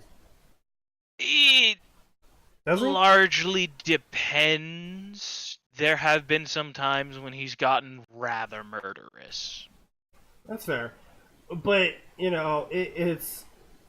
Okay, there, better example. Spider-Man. It's like saying, what if Spider-Man just killed everyone? It's like, that's not what Spider-Man does, though. That's like a key part of Spider-Man is that he doesn't kill people. I would say, which is part of what made Superior Spider-Man so interesting. And it's just it's a key part of the character, and asking the what if question of what if basically a scenario that would never happen ever because the core character concept, what if that core character concept just didn't exist? It's like, I guess he would just kill a bunch of people then. I don't know, where's the enjoyment drawn out of that? Now, to be fair, Marvel does this all the fucking... This is where the fanfiction creativity nodule comes in. Is they run alternative universes all the time between DC and Marvel. Oh yeah, Elseworlds are some of the most popular stuff. Yeah, because you don't have to make too much sense because you don't have to basically generate a world. You can just be like, this is a steampunk world. How does it work? Doesn't matter. It's the steampunk world. We're only going to do like 3 issues on this. It's like, oh, okay. But when you try to make a 3-book story like this guy did, and it's not even dead. No, it's still updating. When you try to make a 3-book story out of a Sailor Moon, DBZ, Ranma 1/2, Tenchi Muyo, Oh My Goddess crossover, you're going to be doing a lot of world building, and at that point, that's where you got to be like, does this work? Because I'm going to be spending a lot of time on this for free. Do I really want to go down this road of trying to make this work? Because I see so many people. That's how I see so many fan fictions die. Is like the author tries to just encompass everything.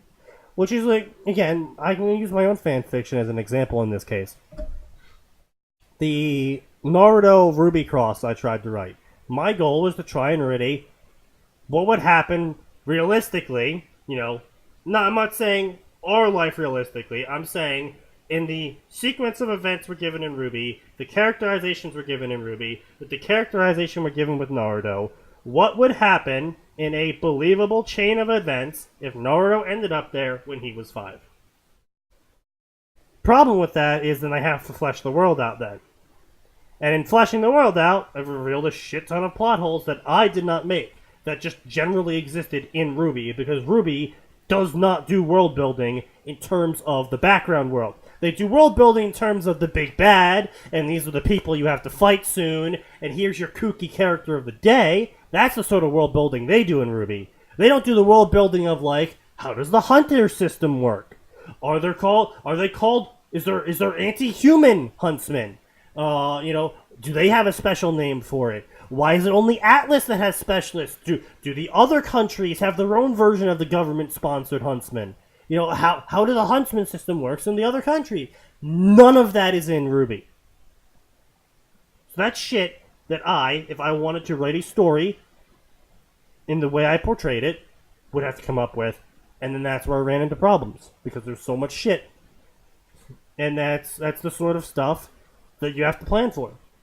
And I thought I planned for it fairly well. And then I got responses back from a lot of people that were going like, I don't understand X, Y, and Z. And it's like, oh, shit. Even though I thought I planned well for it, didn't pan out.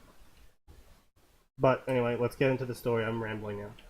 Listen, man, all I see on my screen right now is pure gold. This person tends to describe everything in the same paragraph it appears in. Oh boy. Okay, let's do this then.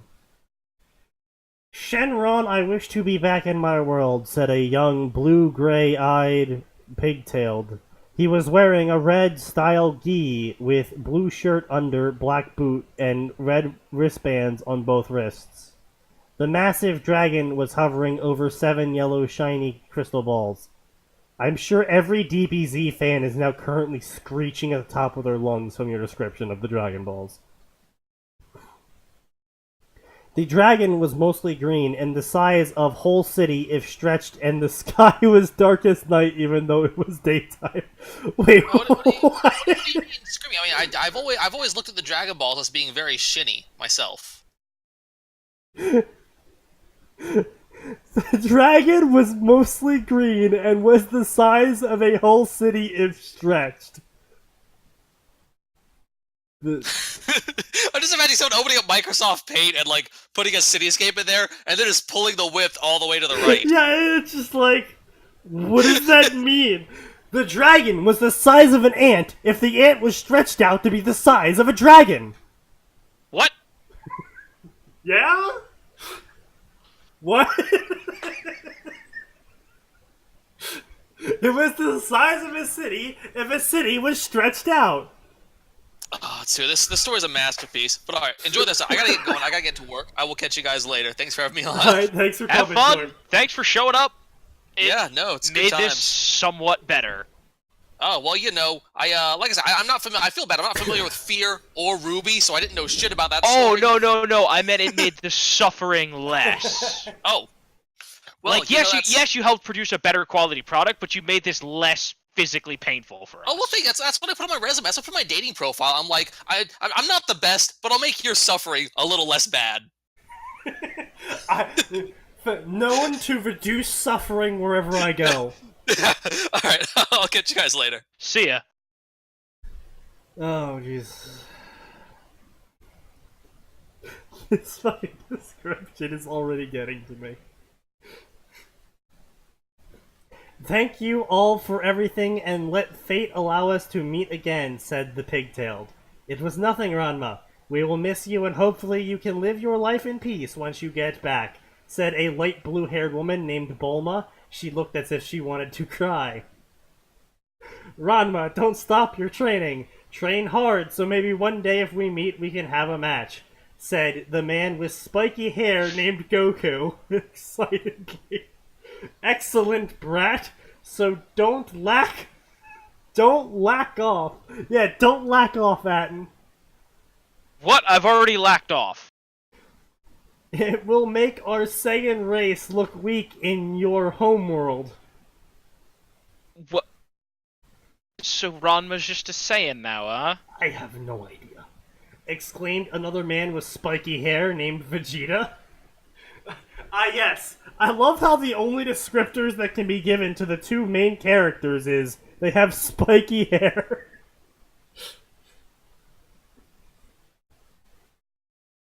Alright, Birdie, I believe in you. We will miss you, Ranma. You've been like a brother to us. Well, you are our brother now. I mean, with Dad's blood running in you, you pretty much makes you our bro, said the young man named Gohan as small boy named Goten nodded.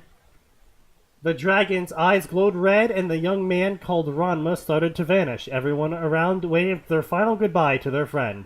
He had helped them in their fight with Boo, and thanks him, he and Vegeta had enough time to build a spirit bomb that destroyed Boo. He had also achieved Super Saiyan J level 2 during the fight, and sparred with Goku and Vegeta in the same level every now and then. Can I just say that I really...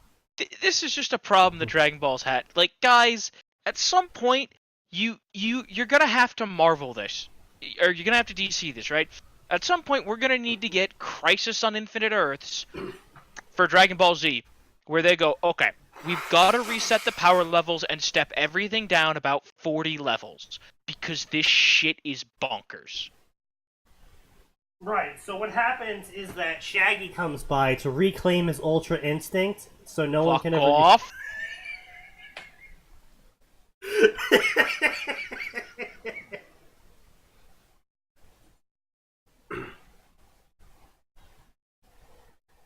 State your second wish. Thanks, Shenron, but that's all. Farewell, said the dragon as it began to Hold glow. on, you're not even gonna get rid of your weird curse there, buddy? Nope. Even though it's something that he really doesn't appreciate. You see, he has learned to appreciate it, and that's why he's going to turn into Sailor Moon and fight all the bad guys. I guess he just didn't want to stop being part of the big titty committee. Indeed. Who's up for a barbecue? And everyone raised their hands. From Crossing Dimensions' point of view, Ranma was feeling sick. Travel was quick, but the after effects made him throw up. Who would have thought wishing yourself into a different dimension would make you throw up?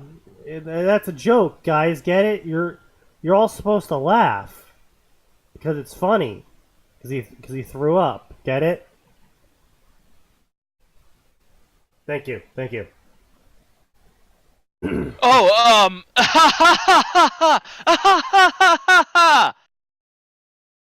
After Did I miss Ranma my recovered from his sickness, he checked his surroundings. Apparently, he was in the tropics. And then he was 18. That's weird. He was 20 last time he checked. And then he also noticed that his muscle mass was gone, and he had to work out again. Suddenly, a theory came to mind. He was banished from his world by Hipposai. How he hated that pervert when he was 18. So if he came back from the other dimension, he must have returned to the body he had when he left. It's Ranma. I mean, I've heard dumber things. It's Ranma. I'll run with it. Yeah. Like, as far as stepping things down, like, sure. Thankfully, his Saiyan blood didn't disappear, but his aura changed. He could no longer feel Goku aura in him, but he still had Saiyan blood. This was too confusing. Ranma then cleared his mind and decided he would investigate this later. He put 2 fingers on his forehead and searched for something more like someone. A few minutes passed and he found her. He was excited to go see his mom. When he was about to teleport to his mom's house using the instant transmission, he felt like a strong evil energy emitting from the city where his mom lived. So he decided to check it out before reuniting. Just a side note, instant transmission got used like once and then never again. Yeah. Also, this is actually why I do enjoy Sailor Moon, Ranma Fusion Worlds. Fun little fact is they take place in the exact same area. Like, oh, they do? It's basically effectively the best way to describe it is, say Ranma takes place in Southwest Chicago, Sailor Moon takes place in Northeast Chicago. Boy, I hope Ranma got good at dodging bullets. Actually, he is. Oh, well then he'll be fine on the south side. But that's what we need, a Detroit Ranma. Ranma, 6,000 guns. Nothing but guns. Why is it only guns? Ranma 2-piece. I'm sorry.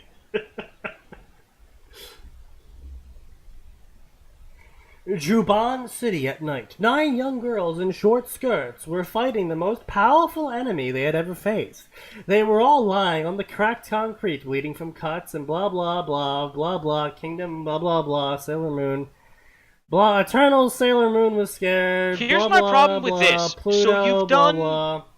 Sneaky, here's the problem with this. Yeah. So you've got Ranma Right. as a Saiyan Right. now. Yep.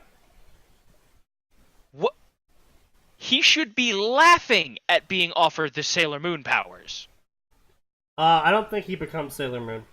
Okay. That was a joke I was making, because I've seen that story before. Actually, speaking of that story before, Violence Inherent in the System and The Girl Who Loved. It's a 2-part series, crossover between Fusion World between Harry Potter, Ranma, and Sailor Moon, in which Ranma falls into the pool of Sailor Moon or something like that. The pool of Sailor Moon? I don't know what you're talking about. The pool of drowned Sailor Moon. Okay, look, I never watched Sailor Moon. Okay, so the premise of Ranma is that he falls into a pool of drowned young girl, and whenever he gets splashed with cold water, he turns into a young girl, and then when he gets splashed with hot water, he turns into a guy again. Right, I knew that. That much had been explained to me. And yes, gender fluid. Yes, congratulations, you got the joke that all Ranma fans have been making since Ranma came out. Hello, who's come to be a guest star? Literally, the joke is that he's an aqua transsexual. That is literally one of the most repeated jokes I've ever seen for Ranma. I see. But anyway, so Violence Inherent in the System and The Girl Who Loved, where Ranma, instead of falling in the pool of drowned girl, falls in the pool of drowned Sailor Moon. It's what actually did I look into? It's actually hilarious, and it's really good.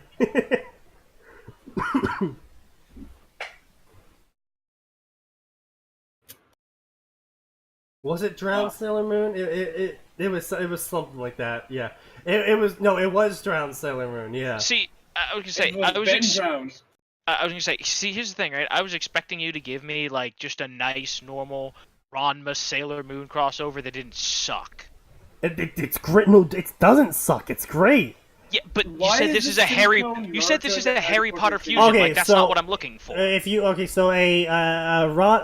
Ranma Sailor Moon fusion would be the Dark Lords of Narima. It's a 3-part series where it takes a very realism take on Ranma and Sailor Moon fusion.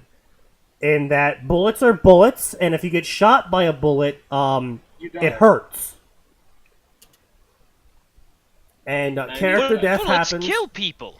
Turns out if you throw someone into a roaring inferno, they get burned. Yeah.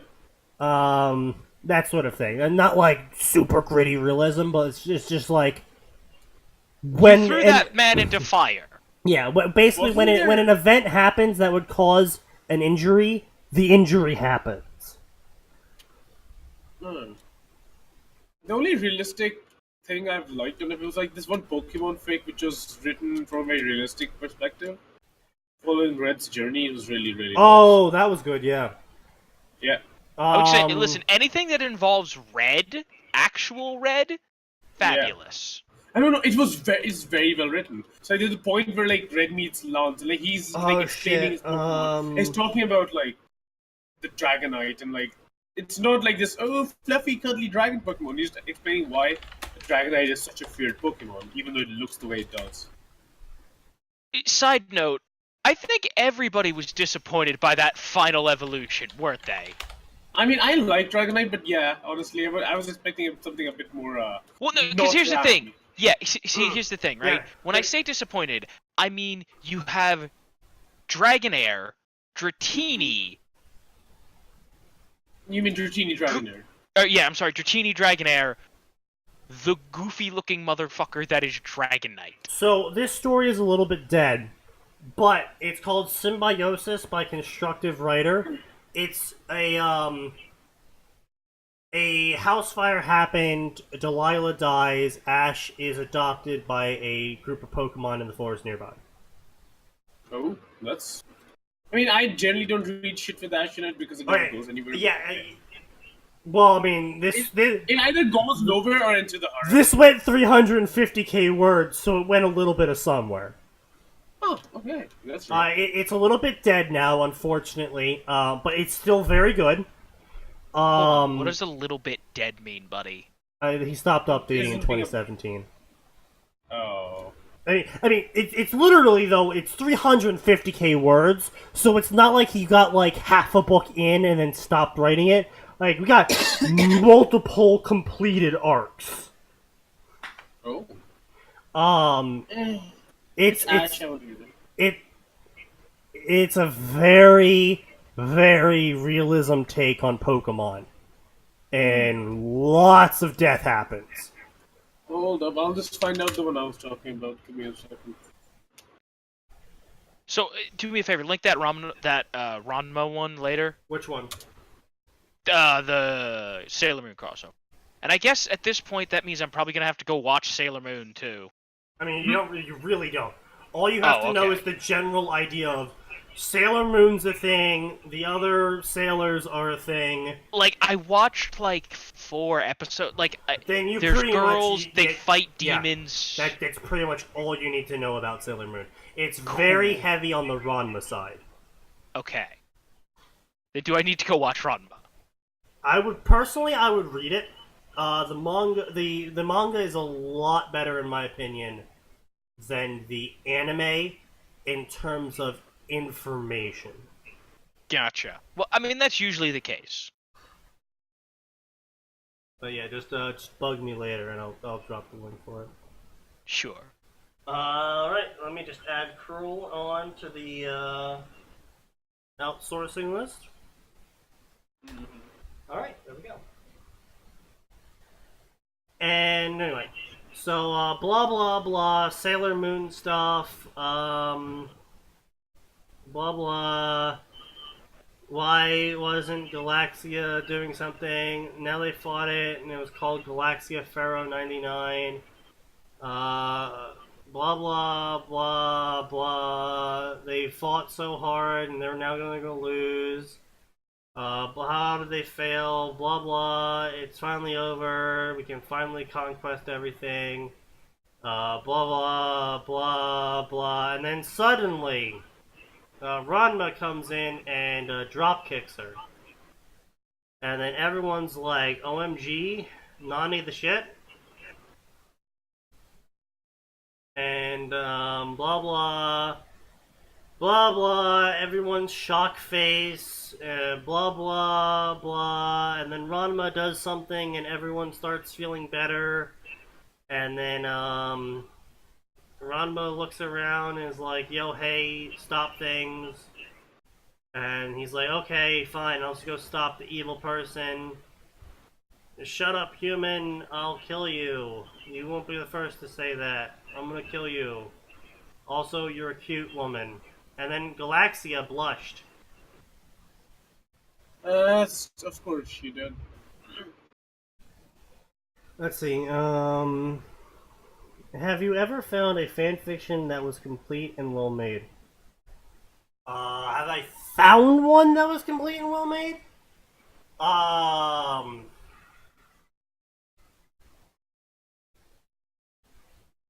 Found them complete? Yeah. Now I have, caveat, I have found fan fictions that then, years later, completed that were well made.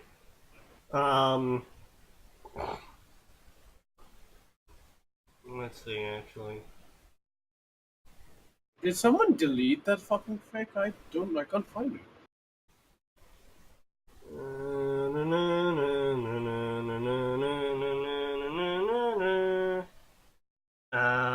With status, I suppose. The first series of the Arceus Master stories, I guess, were okay. Basically, premise, it's Pokemon. Arceus is like, yo, hey, Ash. Poof. You're back in time or some shit. I don't know. It's been a long time. Like I said, the first one was okay, and then like in the sequel to it, like he's tried to get into like the original content territory, and it turns out he's really garbage at that.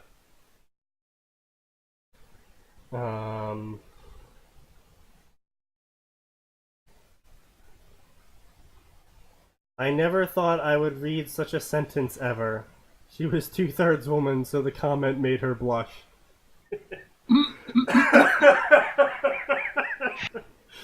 Yeah, welcome to fanfics. A protector's pride. Okay, so before everyone starts going, oh, it's a bleach fic, it can't be good. It's good. Protector's Pride. It's a bleach fic by Neo Ryu 777. It's actually good. Oh yeah. A Recipe for Disaster, How to Train Your Dragon. That's another good completed one. I like that one. What's it called? Death of a Sword, but it's like one chapter. Oh yeah, Death of a Sword is pretty good. Yeah. It's so well written. It's like just like, oh, how to write a good romance in one chapter. I see. You Basically. can do that.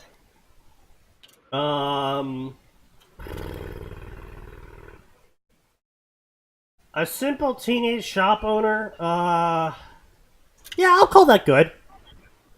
Yeah. I'll call that good. Yeah. Don't read it expecting like a SmackDown. I mean, there is SmackDowns in it, but that's not the focus of the story. The focus of the story is slice of life humor. I guess that's the best way to describe it. It's One Punch Man, except slice of life harem humor. Oh god, why is fiction so shite?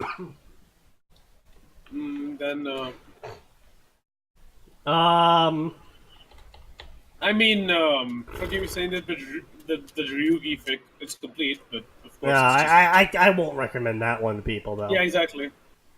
That's because you got shit text or whatever. Okay, so this author, I am Fight!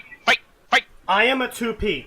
So this guy has written a series. Started off with a story called The Lost Master, which is basically the premise of Pokemon, where the whole betrayal thing happened or whatever, and then it turns out that the thing that everyone thought Ash did, he didn't do, and they're like, "Oh shit, we feel awful. Oh my god." So it's Shield Hero, basically. Yeah, I was gonna say. So tell me, when does Ash get a shield? And they all felt terrible about it. But Ash had already basically disappeared into the wilds, and Red. And it's actually a decently long series. It's a 3-part series that's all completed. All 3 parts are now completed. It's fairly good. It's a little bit darker take on Pokemon than normal. But it's a fairly good series nonetheless. depending on who you ask, Hill of Swords and In Flight, both by Gabriel Blessing, are good. The ending to In Flight was cringe. Yeah. Hill of Swords got a little bit cringier on the last quarter as well. They are honestly, the reason I don't like In Flight is the amount of copycat fics it fucking brought out. Oh yeah. Like it was okay when the Engulfing Silence tried it because he can write characters, but then other people tried it and it did not work. The problem with Hill of Swords was that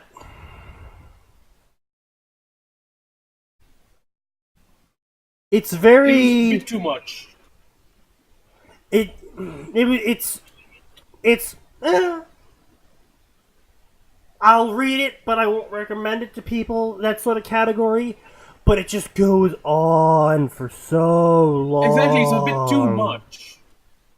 See, I haven't read any of these, so for me, I'm just hearing a bunch of stuff that I should probably avoid. I mean, not really, but... Oh, yeah. I mean, if you want other Rex that I 100% back, Demi Lich in Tristane, which is a familiar of Zero yes. D&D You had me cross, read that, that was great. which is by far the funniest shit ever. Where a Demi Lich gets summoned from D&D, Forgotten Realms specifically, and that's important, from Forgotten Realms into Familiar of Zero, and if you know Forgotten Realms at all, whoo!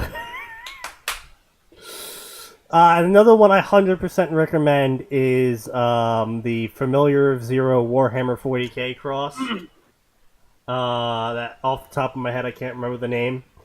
I know what you're talking about. The one with the Necrons, right? yeah. Yeah, that was really good. Yes. Still mad that guy didn't make another one. And the Invoker one, which never went anywhere, but was a very intriguing concept. Oh my god, yes. Wait, I'm sorry, she summoned Invoker. Yeah, she Yep. summoned Invoker. There's another one where she summons Rubik, which is not as well written, but it No, is a I read the concept. Rubik one. The Rubik one was incredibly disappointing because they didn't understand Rubik. Rubik, yeah. But no, the Invoker one is pretty much fucking there. But the only issue is it never went anywhere. Let's see, we got No, here. like, the concept is great. Like, he's summoned and he's kind of like miffed about the whole thing. And then like, the things happen, and in the end he's like, yeah, I'll stay because I'm fucking bored. That's pretty much like the whole Invoker thing. There'll be more spells for me to learn here and shit. I mean, here's the thing. He's also being that treated at like least royalty, fit. so yeah. Yeah, he's also being treated as royalty, so like, to appease to the fact that he might be an elf. 20 years old and just. Yep. Well, I would say pointy ears, immortality. And is that manner of speaking as well. I would say is a massive condescending prick. Oh yes, that too. Completely full of himself. Herald of the Void. Yep, Herald of the Void, that's the one. So good. This one was like one of those like hidden surprises. I love this. Yeah. Other fics I have to recommend. Recursion, I believe it was called. So this is entering the section of fics I never thought I would like, but then I was surprised by. Undertale. Alright, so there's Megalomania, which was by coincidenceless, which was really good. And then he wrote another story called Recursion, which is basically a continuation of Megalomania. And Isn't the Megalomania one where like just Sans keeps on fighting the dude because like yeah, the dude just can't beat him? But Yeah. that one. That's really good. That one. And then he proceeds to go and write a, are you ready for this, Subnautica fanfic. A 180k 1,000-word fic for Subnautica. I mean, the reviews and followers show how unpopular that category is, but Jesus. Very good. 10 out of 10 recommend. But like, what do you write? I mean, I can imagine like See, really that was my Subnautica. exact reaction to this, guys. Like, I was just like, what is there to write about? This is stupid, this is that. And then I started reading, I was like, holy shit. No, like, Subnautica does have a very good, like, lore and stuff, like, considering, like, what all happened on that planet and shit. But I can't imagine something like the core experience of Subnautica is not the story. It's everything other than it, right? It's the world, it's what you Sneaky, make of if I said I yourself. needed a picture of a sexy maid outfit in reference, would you send me one? No. I would not send you a picture of me in a sexy maid outfit because A, I don't own one, and B, you did not pay me the required $15,000. Now, this is your final warning, Birdie. Any further inquiries into me wearing a sexy maid outfit without the payment of $15,000 is a violation of the NAP, and I will fire my McNukes at you. We have an NAP. Yes. Don't you know this is ANCAP? This is an ANCAP Oh, yeah. world. I keep forgetting. You do Oh, have a God. bandana to go with it. Oh god, he's writing a Stellaris story now. Like, hey, From the what point about of this? view of a great Khan. What? Hey, what about this fandom? Nobody writes for it. I should definitely write a masterpiece in it. Birdie is horny, you gotta understand. I don't care Horny. how horny Birdie is. Yes. Okay, so if you're not interested in any of the other shit I talked about, so this guy also wrote a Warcraft story called Death Never Dies, with the summary, one does not simply kill the old god of death. Which one was that? Death Never Dies. That's the No, story where which the old god are we talking? the one in the bug people. Wait, so that's not... No, that wasn't Yogg-Saron. It was That wasn't the Yogg-Saron. Yasharash? No, it was Yogg-Saron. Her actual body was the one in Ice Crown underneath the Oh yeah, no, Olduar. that's Yogg-Saron. Yeah, she is. So the main character is a OC female, etc. That is. Now, by the way, Birdie, I will say this: if you want to have fun, you could try sending him the maid outfit for free. Exactly. That would be a good idea. You never know. Never said 15,000. But the address is actually $5,000. Oh yeah, that too. Mm-hmm. Oh no, I'll give out his address for free. Apparently, that can be bypassed. Yeah, apparently you can just bypass that. Here's the thing: I fully expect he's already given my address out to people that I would rather he didn't. Oh, I don't even remember your address, so... Big Chicago building. For the thing I'm making, I'm gonna put sneakers in a chibi sneakers in a maid outfit. I'm okay with this. Go for it. But that's what she's saying. She needs a reference. Because right now, no, I'm pretty sure the only reference she has for you is the videos and the the body pillow. Honestly, I will, I'll send you a picture that I have previously circulated, Birdie, to give you an idea of what I look like then. What on earth does that mean, Sneaky?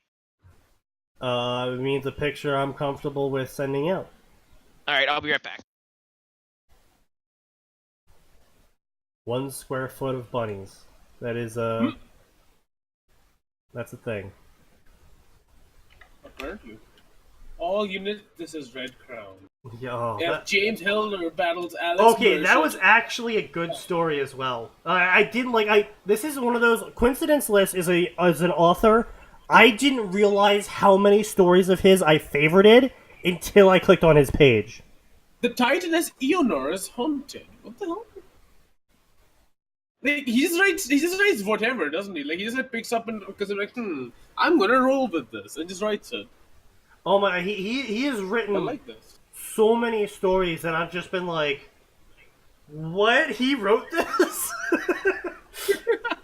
It's like it was on my favorites page like 3 years ago, but then when I came down, because I was looking for more shit that he wrote, because I finally clicked on his author's name, I think it was after I read Recursion, and I was just like, holy, wait, he wrote this and he wrote that? I was like, what? See, with some authors you can kind of learn to tell. For example, like, I used to read a lot of Naruto fanfic like back in the day, and like there would always be this one like I would start reading it would start all interesting, and then Naruto would just be a person with the name Naruto and was born in this world, and I'd be like, oh, it's popular, it's got this, it's got to be Master Athlon, isn't it? And I look at it and be like, yep, it's Master Athlon. All right, Naruto well, in name only. all right. Sorry about that. Yeah.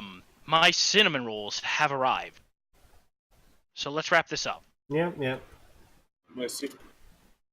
Alright, so this is, nothing much to say. It's just Ranma's beating up the bad guys. Everyone's shocked by how amazing Ranma is. And then,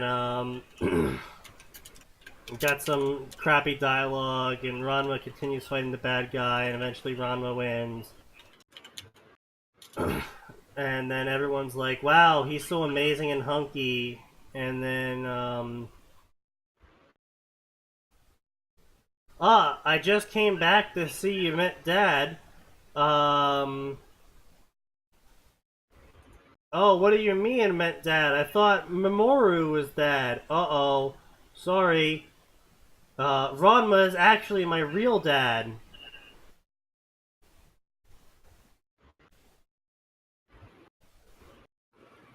And, of course, we're going with this one. All of you will become Daddy's wives. Wow. I see. Everyone Alright, I'd love to never hear that again. Everyone falls in love with him, including the lesbians. Wait, what? How are the lesbians going to fall into love with him? Don't worry, Daddy turns into a girl. Ah, that is how we fall in love with him. I mean, that part is at least plausible.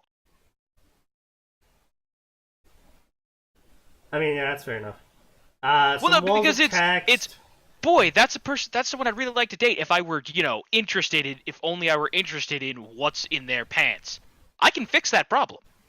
Yeah, I suppose so. Like Rama can be like, "Hey, just throw some cold water on me, baby." Oof. I see. So does throwing cold water on him have a two-part process of both turning him into a girl and making him wet? Indeed. I see. I'm glad I stayed away from this one fandom. Oof. Blah blah. Somewhere in hell, because we gotta have that. And then this is where Oh My Goddess comes in, because reasons. How bad? I okay. forgot that they were including that. Like, you're already doing fairly ambitious with Ranma, Dragon Ball Z, and Sailor Moon. Wait, I'm gonna check something. Is there even a single good Berserk fic on all of Fanfiction? No.